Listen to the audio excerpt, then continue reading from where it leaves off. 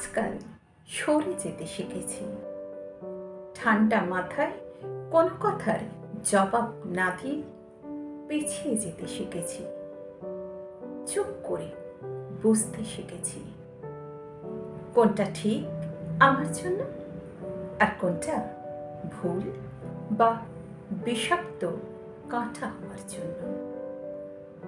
চিনতে শিখেছি মানুষের মুখোশের নিচের মুখটাকে। বুঝতে শিখেছি কোন হাসিটা আমার জন্য মঙ্গলের আর কোন হাসিটা আমার জন্য অভিশাপের।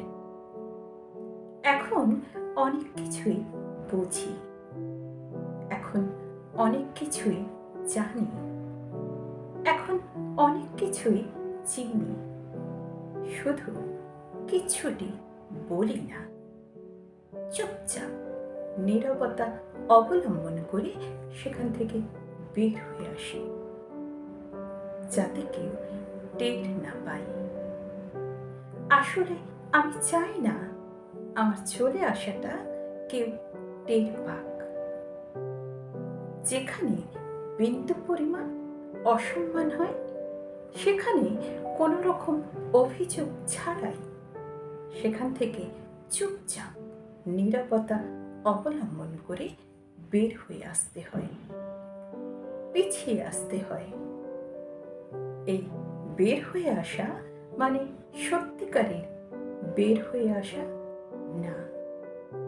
এই পিছিয়ে যাওয়া মানে সত্যিকারের পিছিয়ে যাওয়া নয়। এই পিছিয়ে যাওয়া মানে সম্মানের মুকুট নিজের মাথায় পড়া।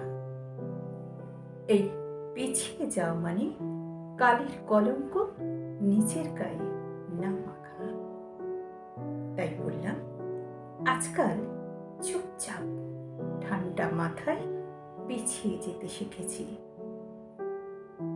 চুপচাপ নীরবতা অবলম্বন করে সরে যেতে শিখেছি।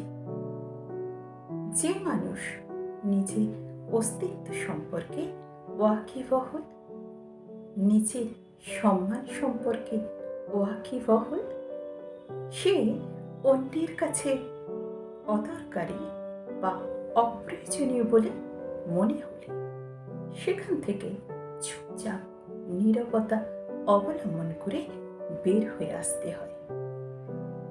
আসলে আমরা মানুষকে হারাবার ভয়ে শব্দ দিয়ে প্রতিবাদ করি বারবার, কিন্তু মানুষ যখন একবার সবকিছু মেনে নিয়ে বুঝতে শিখে যায়, তখন আর কোনো রকম অভিযোগ ছাড়াই সেখান থেকে চুপচাপ বের হয়ে আসে।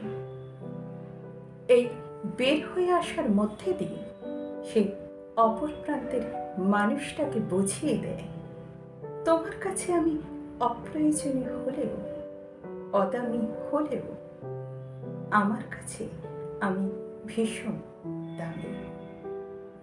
আমার আমি ভীষণ দামি। আমার আমি ভীষণ দামি।